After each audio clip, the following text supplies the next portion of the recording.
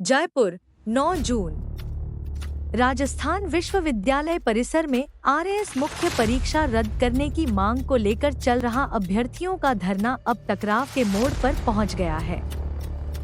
सोमवार को विश्वविद्यालय प्रशासन ने चेतावनी जारी करते हुए 1 घंटे के भीतर धरना स्थगित करने का निर्देश दिया, अन्यथा कानूनी कार्रवाई की धमकी दी गई है।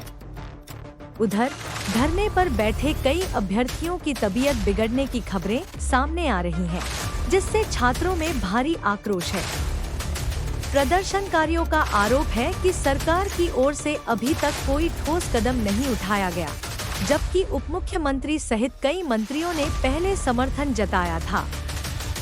छात्रों का कहना है कि जब तक परीक्षा स्थगित या रद्द करने को लेकर कोई स्पष्ट घोषणा नहीं होती, तब तक आंदोलन जारी रहेगा।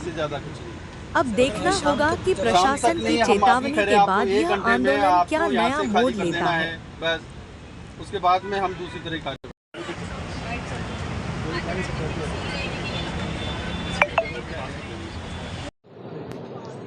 हम मौजूद हैं राजस्थान यूनिवर्सिटी, जहां पे लगातार आरएएस परीक्षा को रद्द करने के लिए जो छात्र हैं वो लगातार धरने पर बैठे हैं।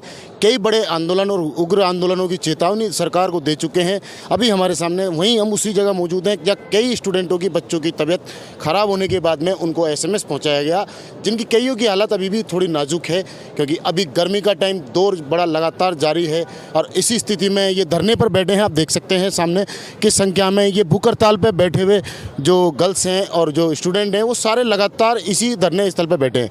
अभी हमारे सामने कुछ राजस्थान यूनिवर्सिटी के जो कर्मचारी थे वो यहाँ आते हैं और इन स्टूडेंटों को कड़े शब्दों में धमकी के तौर पे दी जाती है कि आप 1 घंटे के अंदर यहाँ से हट जाइए, नहीं तो हम हमारी तरफ से एक्शन करेंगे। एक नोटिस के तौर पे उन्होंने प्रशासन की तरफ से, जो यूनिवर्सिटी प्रशासन है, उन्होंने एक नोटिस जारी किया है कि इसको देख लीजिए और यहाँ से 1 घंटे के अंदर हट जाइए। कुल मिला के ये है कि यूनिवर्सिटी प्रशासन ने सीधी चेतावनी 1 घंटे के अंदर इस धरने को ख़त्म करने की दी है। अब प्रशासन क्या 1 घंटे के अंदर इनके साथ क्या होगा, अब देखना ये होगा कि सरकार जहां वादे करती है रोज़गार बढ़ाने की, युवाओं को आगे लाने की, वो सरकार कहां है।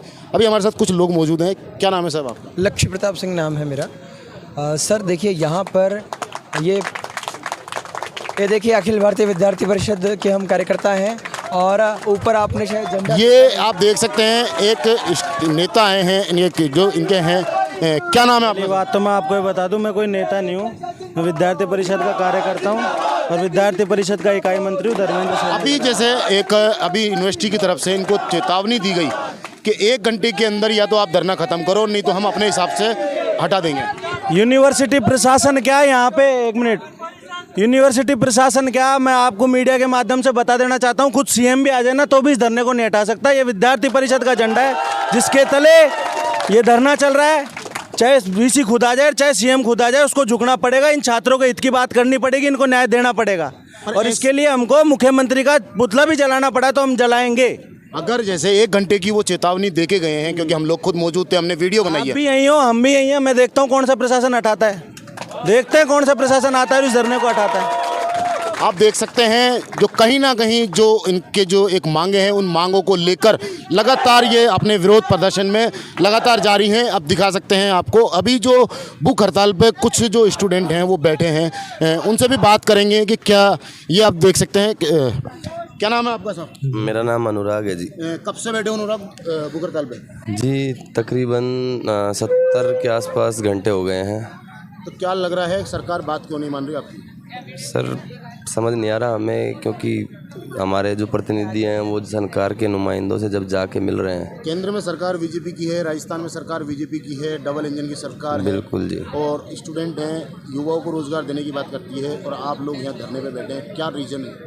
देखिए सर, हमारे जो समस्या उत्पन्न हुई है ये सरकार की वजह से नहीं हुई है। पहली तो बात तो मैं ये बता दूँ, ये आरपीएससी की नीतियों की वजह से हुई है। आरपीएससी की जो मतलब क्या हास्यास्पद जो हरकतें हैं उनकी वजह से हुई है। तो हम सरकार से भी ये कहना चाह रहे हैं कि हमें सरकार से कोई दिक्कत नहीं है। आप देखिएगा स्टार्टिंग से हमने जो आंदोलन किया है, हम बहुत सही तरीके से चले हैं, एक शांतिपूर्ण तरीके से हमने आंदोलन किया, हम भूख हड़ताल करी, हमने किसी को परेशान नहीं किया। अब क्या चाहते हो, जो मेन डिसीजन अगर सरकार ले, क्या होना चाहिए? सर एक तो जो पहले जो है 2023 का अंतिम परिणाम है वो जारी हो, उसके बाद 2024 की मुख्य परीक्षा का आयोजन। दूसरा 2023 की जो मुख्य परीक्षा लिखी है जिन बच्चों ने, उनको उनकी उत्तर पुस्तिकाएं अभी तक नहीं मिली हैं। अब वही बच्चे दोबारा से, उनका इंटरव्यू भी हो रहा है, दोबारा से मेंस लिख रहे हैं, मतलब वो दोबारा आ रहे हैं। हाँ, वो रीअपियर हो रहे हैं। अब इसमें दो चीज़ें हैं, एक तो नुकसान दोहराव का है, दूसरा नुकसान ये भी है कि मान लो किसी बच्चे के कम नंबर है उसमें, अब वो अपना मूल्यांकन कैसे करेगा जब तक उसको कॉपियाँ नहीं मिलेंगी। तो आरपीएससी कॉपी नहीं देना चाहती कि हमने चेक कर ली है कि नहीं, लेकिन वो अगली कॉपियाँ रखना चाहती है। सारी कॉपियों को रख के वो क्या करेगी भगवान जाने। क्या नाम है आपका? मेरा नाम अनुराग है जी। तो देख सकते हैं जो लगातार जो स्थिति देख सकते हैं, जो लगातार हमने इस खबर को लगातार प्रकाशित की है और दिखाया है कि इनकी जो परेशानी है वो कहां तक बढ़ती जा रही है। क्या नाम है आपका? नेहा सिंह। नेहा, क्या लग रहा है आप लोगों की जो भूख हड़ताल में बैठे हैं, काफ़ी स्टूडेंटों की तबीयत खराब हुई, हॉस्पिटलाइज हैं। सर कल भी 2 जनों की तबीयत खराब हुई थी और जिनकी भी तबीयत खराब हो रही है ना, हम उनको अपने स्तर पर हॉस्पिटल पहुंचा रहे हैं। उनमें से एक जो लेडी है ममता दीदी, उनकी मल्टीपल ऑर्गन फेलियर के बारे में रिपोर्ट आई है। तो ये जो संगीन मुद्दा है ना, जो धीरे धीरे बढ़ता जा रहा है, किसी को क्या दिक्कत आ रही है। आज जो भैया बीमार हुए दीपक भैया, उनको आईसीयू में भर्ती कराया गया। ये गवर्नमेंट को समझ नहीं आ रहा है कि उनकी जान की कीमत क्या है, उनके पीछे उनके माता पिता पे क्या बीतती है। वो उनका रवैया भी बहुत ही स्लो है, बहुत ही ढुलमुल है। वो हम जब भी जाते हैं हमको आश्वासन पत्र मिल जाते हैं और उसके साथ ये हमको मतलब आश्वस्त कर देते कि तुम्हारा काम हो जाएगा, लेकिन कब ये नहीं बताते। तो अच्छा, एक बात पूछना चाहूँगा, ये समर्थन पत्र लगा रखे हैं आपने बैनर में, इस समर्थन पत्र का क्या फ़ायदा हुआ? वही तो हम जानना चाहते हैं सर, कि हम जिसके भी पास डेलीगेशन लेके जाते हैं वो हमें समर्थन दे देते हैं। उस समर्थन को लेके हम जाएंगे इनके पास। हम आपके पास आए कि आप पोस्टपोन का ऑर्डर हमें दो, क्योंकि ये लोग तब तक नहीं उठेंगे जब तक कि समर्थन का ऑर्डर नहीं मिलेगा। और हम यही अनिश्चितकालीन धरने पे बैठे हैं, हमको पोस्टपोन चाहिए, क्योंकि ये गलत है, हमारी गलती नहीं है, आरपीएससी की गलती है।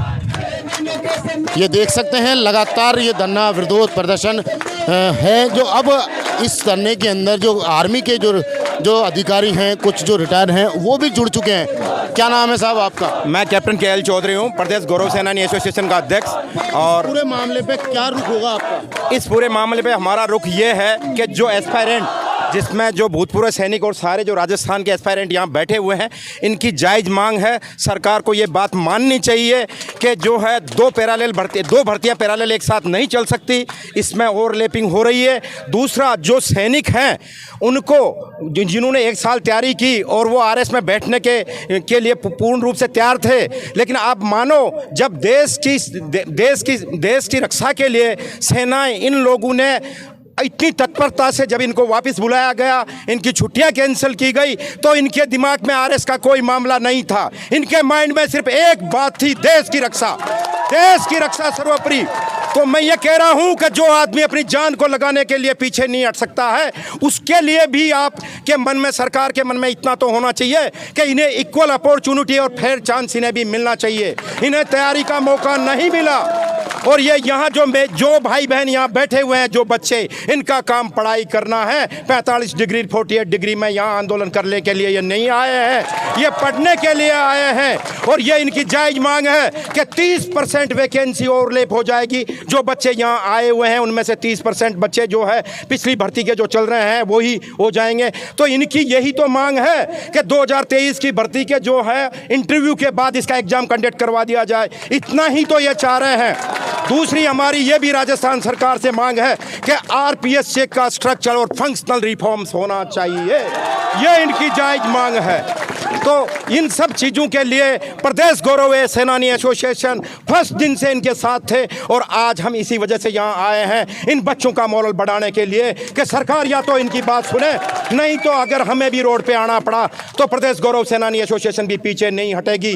मुझे ध्यान है, मुझे इन वेटरन का जो राजवीर यहाँ बैठा है या ये और बहनें और भाई बच्चे यहाँ बैठे हैं, इनके स्वास्थ्य का हमें पूरी तरह से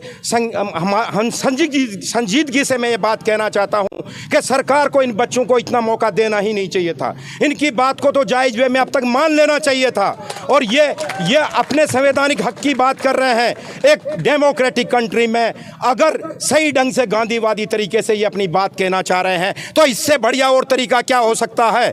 ये बच्चे नहीं चाहते कि ये यहाँ बैठें, और ये वेटरन्स तो बिल्कुल ही नहीं चाहते। इनका काम तो सेना बॉर्डर पे गोली चलाने का और देश की रक्षा करने का है। ये इनका दुर्भाग्य और मजबूरी कहेंगे कि एक तरफ आप ऑपरेशन सिंदूर का देश में सैनिकों का गुणगान कर रहे हैं और इनकी साधारण सी बात भी आप नहीं सुनना चाह रहे हैं। तो प्रदेश गौरव सेनानी एसोसिएशन का इनको पूर्ण रूप से समर्थन है। सरकार इनकी बात को जल्दी से जल्दी संज्ञान में ले और इस एग्जाम को स्थगित कर दिया जाए। इनको इतना टाइम तो दिया जाए। राजस्थान के सारे आरपीएससी के अब तक के आरएस के एग्जाम है, उनको उठाकर देख लीजिए, इतना कम टाइम इनको नहीं मिला है। अगर आप आरपीएससी का रिफॉर्म्स कर देते और यूपीएससी के पैटर्न पर अगर आप कैलेंडर जारी कर देते तो क्या जरूरत थी इनको यहाँ पे धरने पे बैठने की। अगर इस एग्जाम का इनको 1.5 साल पहले से पता होता कि मेंस के एग्जाम फला डेट को होंगे तो ये अपना लिमिटेड टाइम जो प्री के एग्जाम में देते और बाकी आरपी जो मेन एग्जाम्स के लिए कर लेते। लेकिन इनके साथ अन्याय हुआ, इनको 3 महीने का टाइम मिला है। तो सरकार इस बात को बिल्कुल मतलब धैर्य से इनकी बात सुने और सरकार की ये प्राइम ड्यूटी भी बनती है कि वो इनकी बात को सुने और इस एग्जाम को स्थगित किया जाए। मैं इतना ही कहना चाहता हूँ। जय हिंद भारत। एक मामला हमारे सामने ऐसा आया, राजस्थान यूनिवर्सिटी के कुछ लोग आते हैं और इन स्टूडेंटों को डराने और धमकाने का काम किया गया और एक नोटिस चस्पा किया गया जिसमें 1 घंटे की चेतावनी इनको यहाँ से हटाने की दी गई है। उस पर क्या कहोगे? ये तो सरकार का बिल्कुल ही दादागिरी वाला रवैया है। ये यहाँ शांतिपूर्ण ढंग से बैठे हुए हैं, ये इनका संवैधानिक हक है। ये अपनी मांग संवैधानिक हक के मुताबिक मांग सकते हैं, उसमें ये क्या गुनाह कर रहे हैं? न इन्होंने तोड़फोड़ की है, ये यहाँ पर बैठे हैं। इनको कोई डराया धमकाया अगर जाता है, कोई भी संस्था ऐसा करती है, वो तो संविधान के खिलाफ है और हमारे संवैधानिक अधिकारों का हनन है। आप देख सकते हैं लगातार जो विरोध प्रदर्शन है वो उग्र रूप लेता जा रहा है। कैमरामैन सहयोगी के साथ मोहम्मद नफीस, जयपुर से।